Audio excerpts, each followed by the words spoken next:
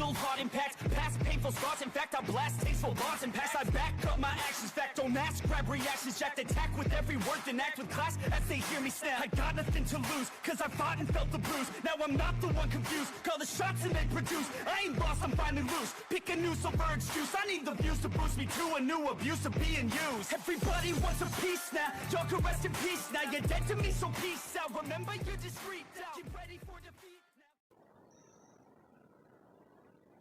now. Now, the room is dark, and a team of men with night vision goggles and guns are patrolling the room, trying to get around and find out what is exactly going on here.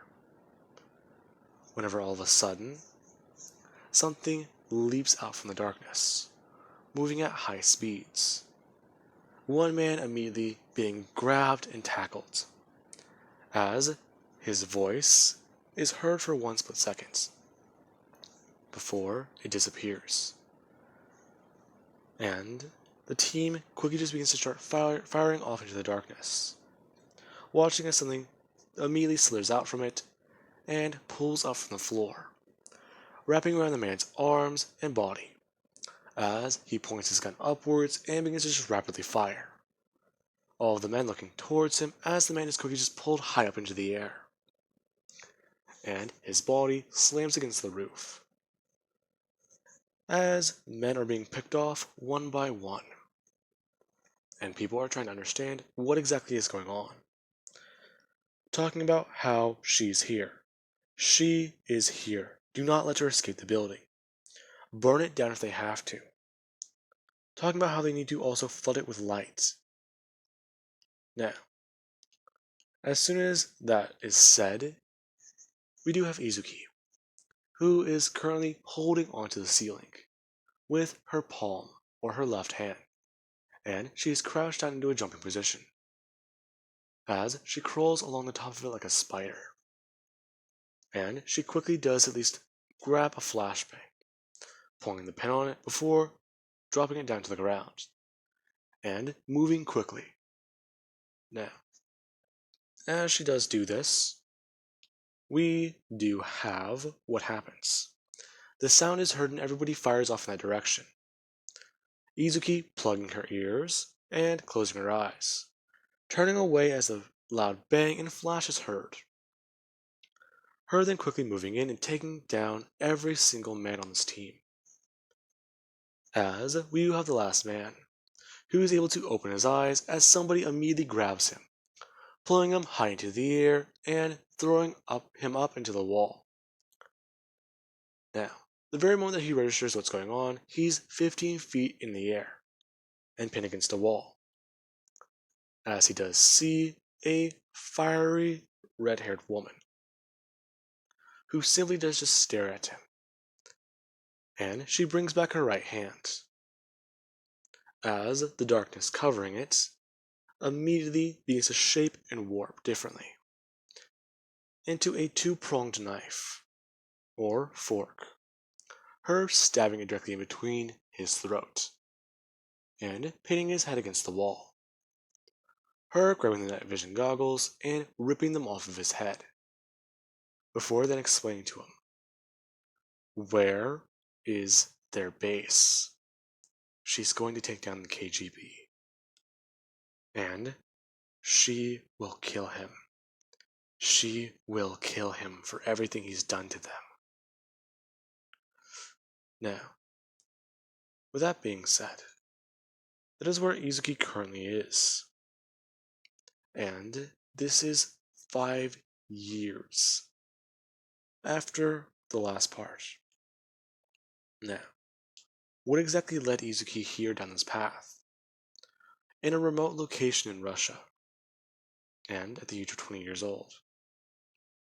Now, let me first begin by explaining.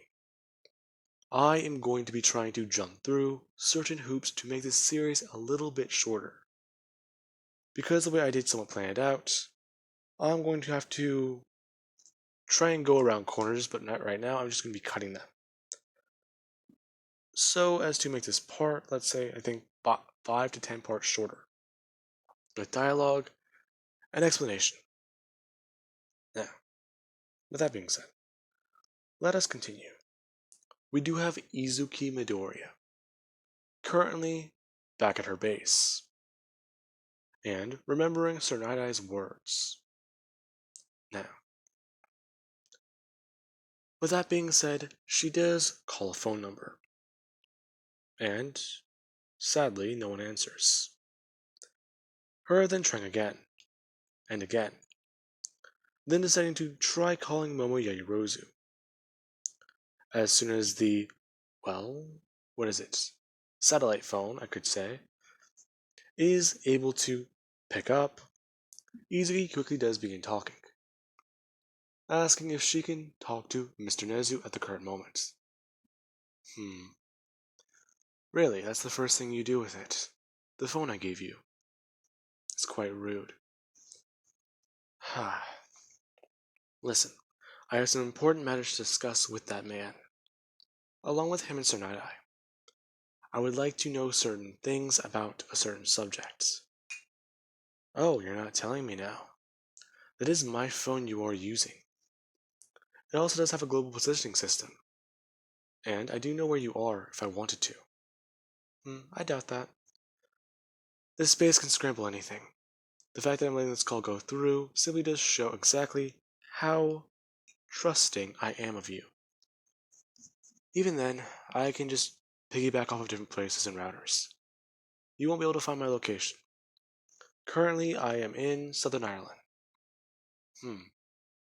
Alrighty then. You are a bit trickier than I give you credit for, Izuki.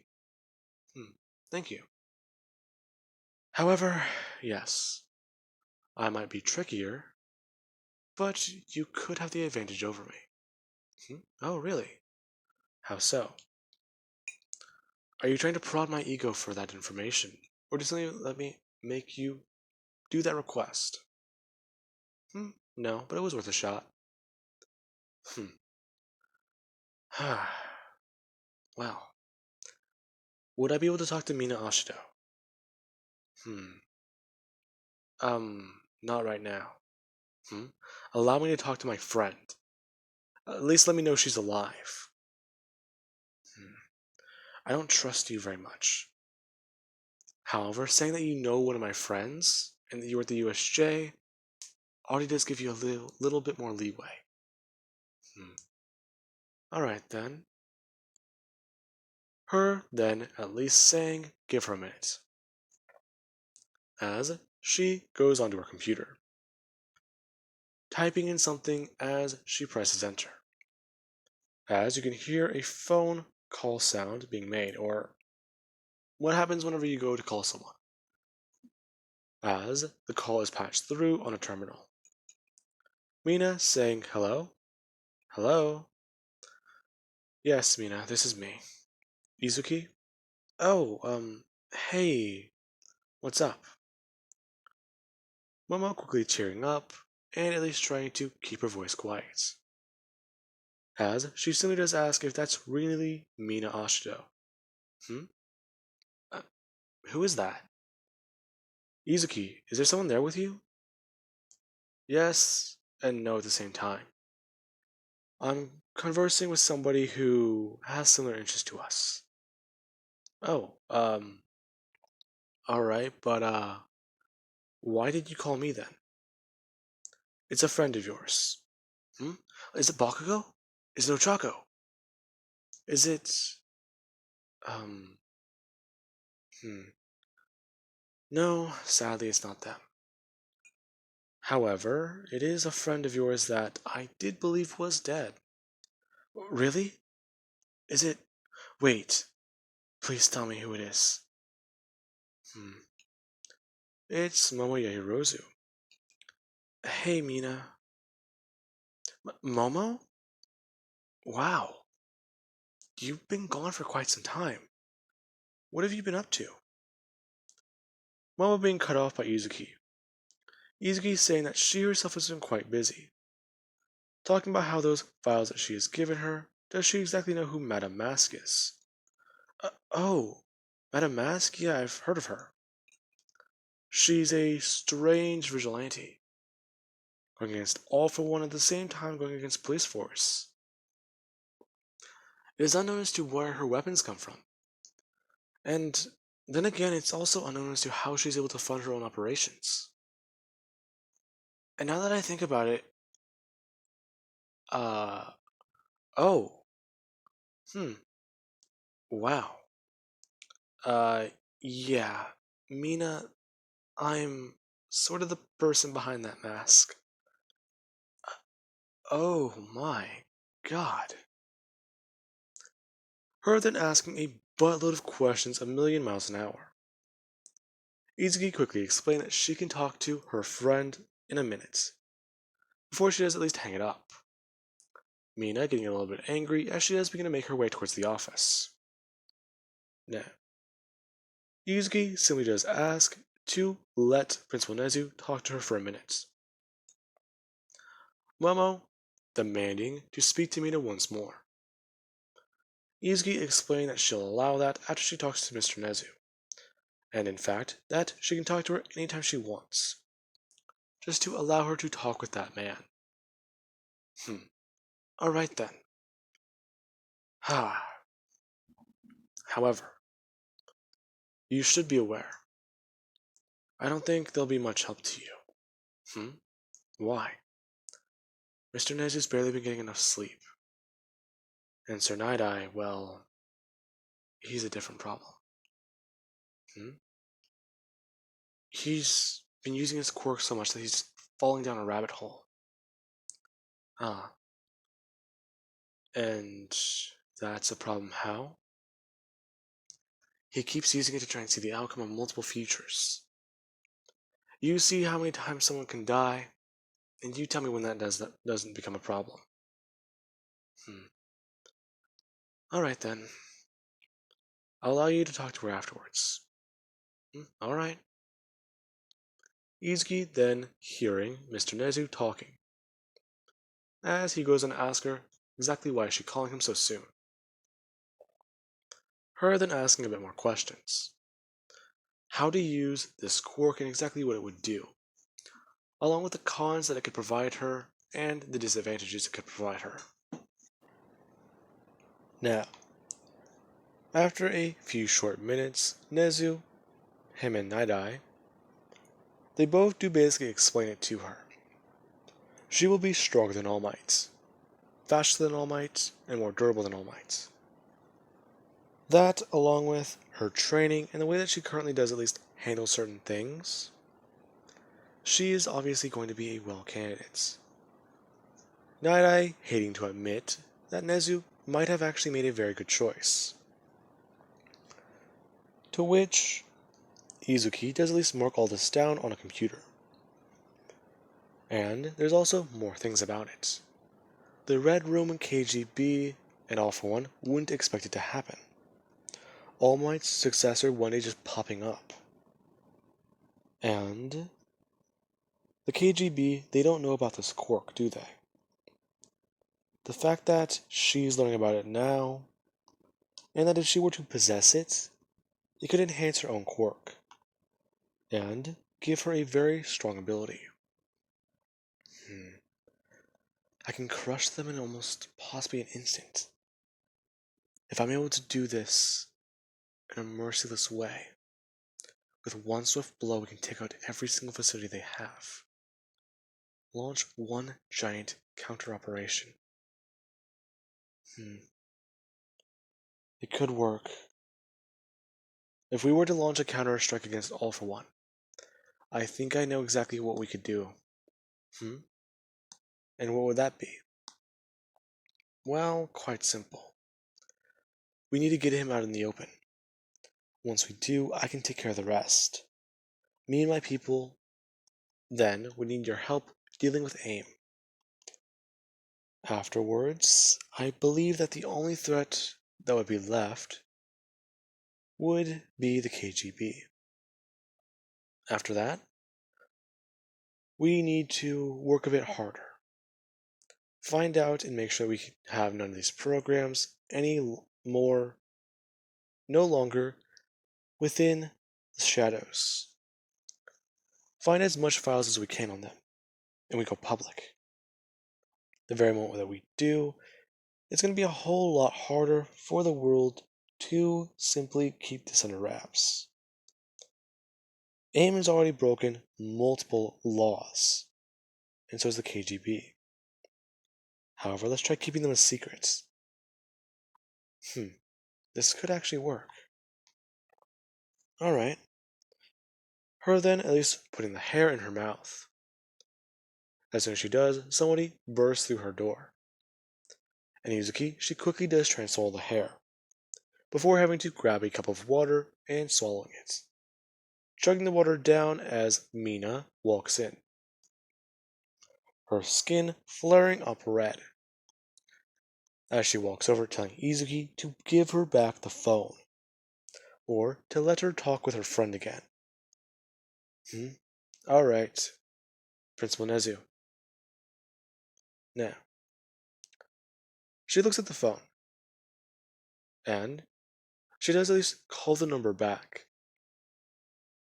Now, with that being said, this is whenever Nezu picks up and she does at least explain it. Give the phone back to Momo. She's already made her decision. And she then at least does toss it over to Mina, who does try to calm down once the phone almost started to melt in her hand. And her and Momo start just talking. Now, Izuki, she is walking throughout the facility. And she does go to knock on a door. Now, the person who does answer the door is Shinsho, as he asks exactly what's going on. You're still awake. Of course I am. Can't really sleep. Besides, a lot of things going on. You could say that. Well, I did have a question. Her trying to at least walk in. And she does actually just sit down on his bed, explaining what's been going on. And asking Shinsho for his help in something. What is it? Her giving him a rundown right there. All for one, one for all. The story behind it, and what she did earlier. So you're going to be getting a quirk? Yes. Oh, you're serious, aren't you? Fuck. Him then sitting down and asking, what does she need his help with then? I'm going to try and rally people behind us. After that, we're going to expose everything. Huh? Everything. Yes, everything. And I know the perfect way to do it. But it's going to be a little unethical at first. Okay, but when has unethical ever really stopped us? You really do got a point there. How many laws have we violated before? I don't know, I lost count after the first 20. Huh, only 20. When did you go soft? Probably around the same time you started having a bit of a crush. Hey. Her punching him in the arm. Talking about how she doesn't have a crush. Oh, really? He says, leaning forwards as his hair does actually somewhat go down. Talking about how she does have a crush, and he can prove it. Now, Izuki just simply asks him to do so. To which, he does do one thing. He does lean forward a little bit more, and tell Izuki that is her heart racing. Not a chance. I've gone through hails of bullet fire and gunfire, so I don't really get very flustered. Alright. Was hoping this would be easy, but here we go.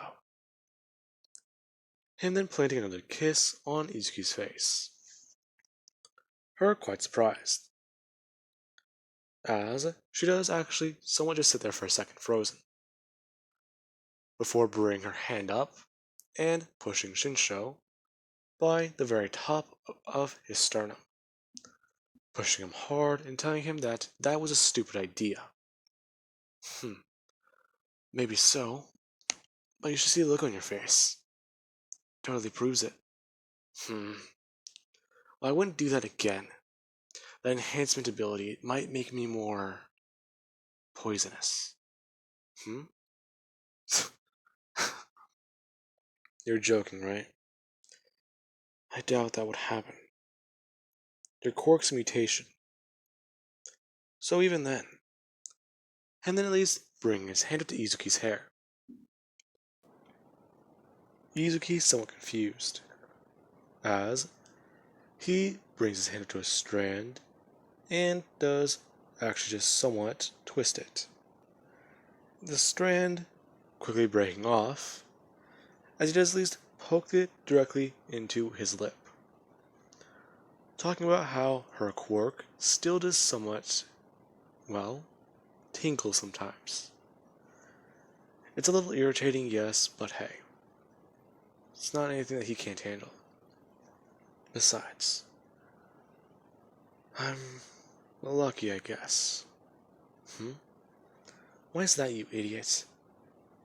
Well, I've done some research on it myself. Your hair. Him holding the piece that he just plucked into his lip. Saying that this is actually kind of interesting. But her hair holds the remedy to her own quirk. He's done his own research. Her hair is kind of like what a spider's leg is made out of. Yeah. Think about it like this. These are just dried and hardened blood vessels. Same thing applies to the spider's leg. Except, well, there's not fluid running throughout your hair.